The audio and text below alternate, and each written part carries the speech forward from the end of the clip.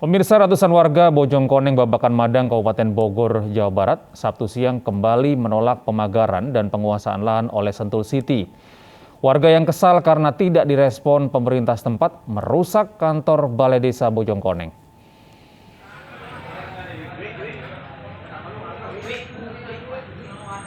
Bagian dalam kantor desa Bojongkoneng, Babakan Madang, Kabupaten Bogor dirusak sejumlah orang.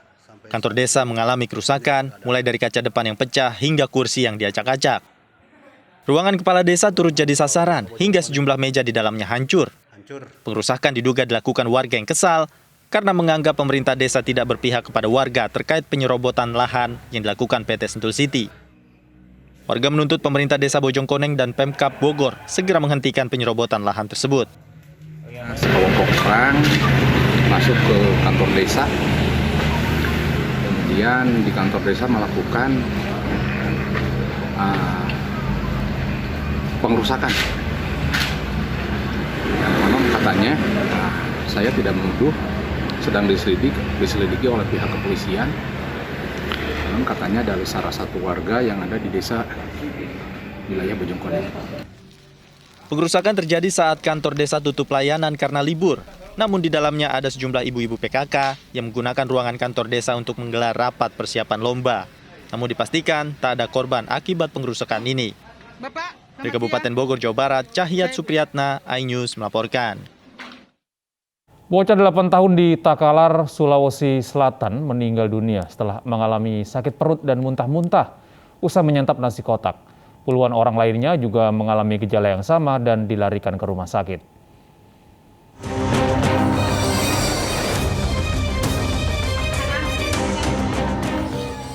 Suasana duka menyelimuti keluarga Arli, bocah 8 tahun yang meninggal setelah menyantap nasi kotak acara tausiah di lingkungannya di Dusun Pangkajeni, Kalesong Utara, Takalar, Sulawesi Selatan. Sebelum meninggal, korban mengeluh sakit perut hingga muntah-muntah. Selain Aril, puluhan warga lainnya juga mengeluh gejala yang sama hingga dirawat intensif di rumah sakit. Menurut Kepala Dinas Kesehatan setempat, jumlah pasien yang terdata dan menjalani perawatan usai menyantap nasi kotak sebanyak 45 orang dan 45 orang lainnya dirawat di rumah. Kalau yang keracunan itu karena menurut informasi itu dos makanan yang disediakan oleh pihak keluarga yang melakukan tahlilan antara 200 hingga 250 dos. Jadi yang kami perkirakan masyarakat yang sempat menyantap makanan itu ada sekitar 200-an orang. Jadi yang kami khawatirkan yang terkena keracunan itu sekitar 200-an orang. Tapi setelah kami lakukan penyisiran pagi warga tersebut dan yang memang berat kami rujuk ke puskesmas dan ke rumah sakit. Sekarang tinggal kurang lebih 45 orang. Petugas Polsek Kalesong Utara masih memeriksa para saksi, termasuk pelaksana acara tausiah untuk menyelidiki peristiwa ini. Dari Kabupaten Takalar, Sulawesi Selatan, Bukma, iNews melaporkan. Seorang pria ditemukan dalam kondisi tidak bernyawa di dalam mobilnya di Jembatan Layang, Medan, Sumatera Utara pada Sabtu siang. Belum diketahui pasti penyebab kematian korban. Mobil minibus berplat nomor polisi BK1972JW ini terhenti setelah pecah dan menghantam pembatas jalan di Jalan Layang, Kecamatan Medan Barat, Medan, Sumatera Utara. Polisi yang datang membuka paksa pintu mobil yang terkunci dari dalam dengan memecah kaca mobil. Usai dibuka, polisi menemukan sopir dalam keadaan tak bernyawa. Telepon dari warga, ada kecelakaan lalu lintas di atas flyover Pulau Brand Kota. Kondisi sepertinya meninggal di tempat. Di dalam mobil atau di mana? Di dalam mobil. Belum diketahui pasti penyebab tewasnya korban. Kasus ini ditangani petugas unit Laka Lantas Polrestabes Medan. Sementara itu jasad pengemudi mobil dibawa ke Rumah Sakit Imelda Medan untuk divisum. Dari Medan, Sumatera Utara, Adi Palapa Harahap, iNews melaporkan. Pemirsa, 15 buruh tani di Desa Pematang Jering, Kabupaten Batubara, Sumatera Utara tersambar petir saat berteduh di gubuk milik petani. 5 korban dirawat intensif di rumah sakit, sementara 10 lainnya sudah dipulangkan.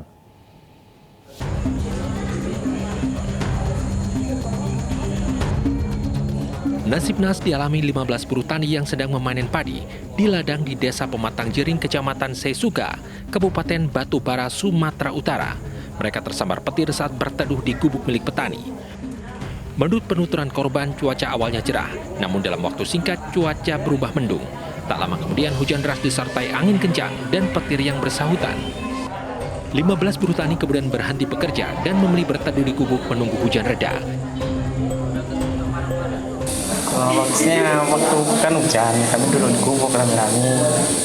Ya tahu-tahu, semua tahu-tahu melek matang udah jatuh semua kawan gitu. Ada berapa orang tadi? Kita 15 orang lah sama yang punya ladang. Tergeletak lah sebagainya, jalan sendiri cuma agak pincang lah karena kebas itu. Itu situasi kayak datang tadi itu gimana? Ada terasa panas itu? Panas ada Pak di dada. Iya.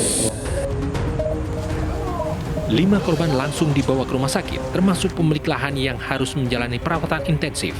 Sementara 10 lainnya cedera ringan dan sudah pulang ke rumah masing-masing. Dari Batubara, Sumatera Utara, Fadli Pelka, iNews melaporkan. 41 tahanan di Mapolres Gorontalo dievakuasi pasca banjir yang menerjang Kabupaten Gorontalo. Sementara itu, pelayanan di Polres Gorontalo dihentikan sementara.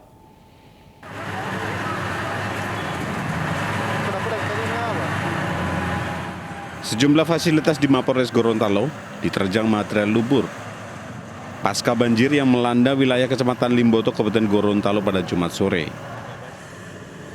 Banjir juga mengakibatkan puluhan tahanan di Mapolres Gorontalo terpaksa diungsikan ke kantor Polsek terdekat. Banjir ketiga yang terjadi dalam 2 pekan terakhir cukup parah karena menyisakan tumpukan sampah dan lumpur yang cukup banyak. Untuk membersihkan sisa material lumpur dan sampah akibat luapan Sungai Bulota, jumlah alat berat diturunkan ke lokasi. Sementara itu, pelayanan di Polres Gorontalo dihentikan sementara. Upaya kita hari ini, kita bekerja sama dengan pemerintah daerah dengan menurunkan alat berat untuk mengangkat lumpur dan tanah kita geser. Kemudian kita juga dibantu oleh Polda Gorontalo dari Samapta untuk membersihkan sisa-sisa lumpur. Kemudian untuk tahanan sementara masih kita evakuasi, ada di Polsek, ada 4 Polsek, dan ada di Polda sejumlah 41 orang, yang 3 diantaranya ada wanita. Selain merendam Polres Gorontalo, ratusan rumah warga di sejumlah titik di wilayah Kabupaten Gorontalo juga terendam. Dari Gorontalo, Burhan Undu, iNews melaporkan. Beralih ke ibu kota, pemirsa, petugas menambah personel SAR dan memperluas area pencarian bocah hanyut di Jakarta Timur. 2 hari lalu, korban hanyut saat tercebur di saluran air.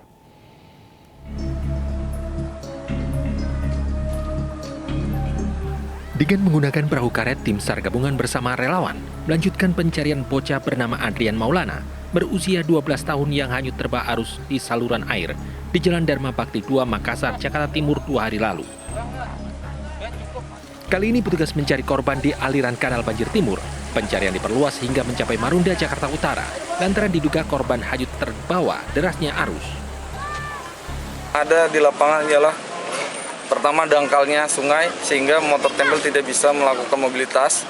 Lalu kedua adalah surutnya sungai sehingga membuat beberapa kontur yang tidak merata sehingga membuat harus ditarik. Tim SAR juga menambah personil hingga 50 orang. Hingga Sabtu siang korban belum juga ditemukan. Dari Jakarta, Rio Manik, iNews melaporkan. Mengantisipasi banjir dampak musim penghujan, pemerintah Provinsi DKI Jakarta melakukan giat gerbek lumpur di Kali Mokervaart, Kalideres, Jakarta Barat. Sebanyak 415 personil gabungan dan 12 alat berat dikerahkan untuk mengeruk sedimen lumpur.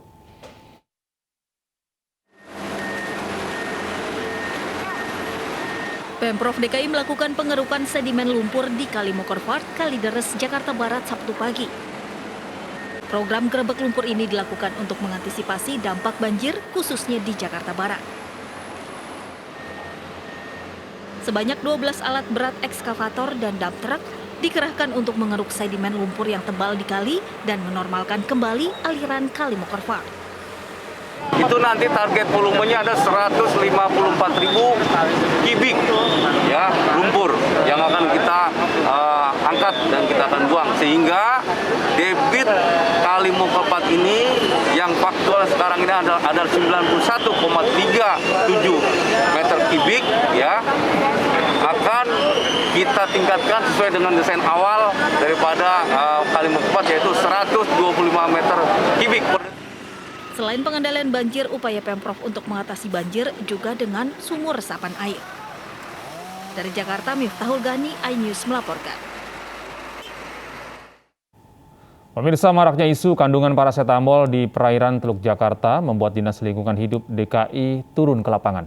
Mereka mengambil sampel air di 2 lokasi, yaitu perairan Ancol dan Muara Angke.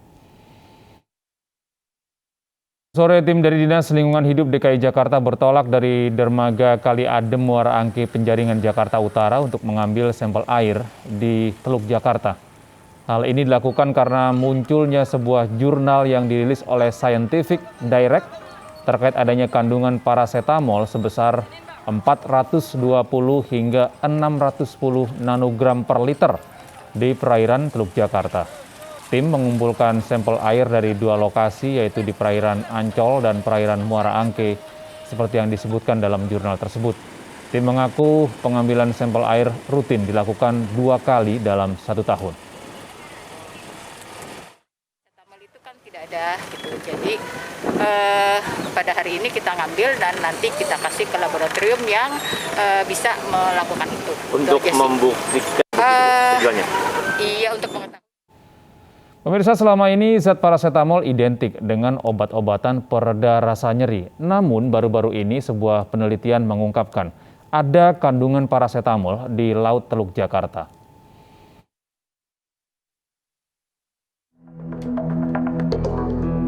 Sekilas pemandangan Teluk Jakarta biasa saja. Namun siapa sangka, sebuah penelitian yang dilakukan sejumlah peneliti oseanografi LIPI mengungkapkan ada kandungan parasetamol dengan konsentrasi tinggi di wilayah perairan Ancol dan Angke. Terdapat kandungan parasetamol sebesar 420 nanogram per liter di Ancol. Sedangkan di wilayah Angke bahkan mencapai 610 nanogram per liter. Penelitian tersebut mencatat ada kekhawatiran resiko lingkungan, terutama pada peternakan kerang milik nelayan lokal. Menanggapi hal tersebut, Wakil Gubernur DKI Jakarta, Ahmad Riza Patria mengatakan, Dinas Lingkungan Hidup masih melaksanakan penelitian lanjutan untuk mengetahui resiko kandungan parasetamol di Teluk Jakarta. Namun demikian, parasetamol ini tak termasuk dalam parametri pengujian dan tidak masuk dalam parameter pengujian baku mutu air laut ya. Nah, jadi kami minta masyarakat atau siapapun jangan sembarangan membuang sampah, apalagi limbah, obat-obatan. Kita jaga lingkungan kita, laut kita ya. Di situ penting kita jaga kebersihannya dan juga ekosistem laut kita. Lalu bagaimana dengan tanggapan masyarakat soal kandungan parasetamol di Laut Jakarta? Nah, dengan adanya limbah parasetamol itu merasa dirugikan lah Pak. Banyak ikan-ikan yang pada mati, terutama itu apabila sudah menyeberang ke lautan Pulau Seribu, karena di sana banyak budidaya ikan. Minimal dengan informasi ini kami yang ada di Pulau Seribu itu tidak terkena imbas terhadap biota laut yang ada di Pulau Seribu. Hingga saat ini peneliti masih mencari tahu bagaimana dampak kandungan parasetamol bagi biota laut dan manusia. Tim Liputan iNews melaporkan. Wali Kota Ramdan Dani Pomanto gusar saat menemukan data ribuan pegawai fiktif di kantor pemerintah Kota Makassar, Sulawesi Selatan. Ribuan pegawai fiktif tersebut disinyalir merupakan tenaga kontrak. Tetapkan jam 9. Saya tadi Pak ini nanti tulis jam berapa kan? Kan 22. Adanya temuan tenaga kontrak fiktif di kantor Pemkot Makassar berawal saat Wali Kota Ramdan Pomanto menemukan kejanggalan jumlah pegawai. Pemerintah Kota Makassar harus membayar iuran BPJS sebanyak 11.000 tenaga kontrak. Namun yang tercatat di Badan Kepegawaian Daerah hanya sebanyak 8.300 orang. Atas kejanggalan tersebut, Ramdan Pomanto akan merekonstruksi tenaga kontrak dengan menggelar tes ulang. Mereka yang lulus dijanjikan akan disalurkan menjadi tenaga pelayanan publik di Kota Makassar. Diharapkan dengan adanya rekonstruksi pegawai kontrak ini, mereka dapat bersaing secara sehat sesuai dengan kompetensi. Rencananya rekonstruksi pegawai kontrak Kota Makassar akan digelar pada Desember mendatang. Tim Liputan iNews melaporkan.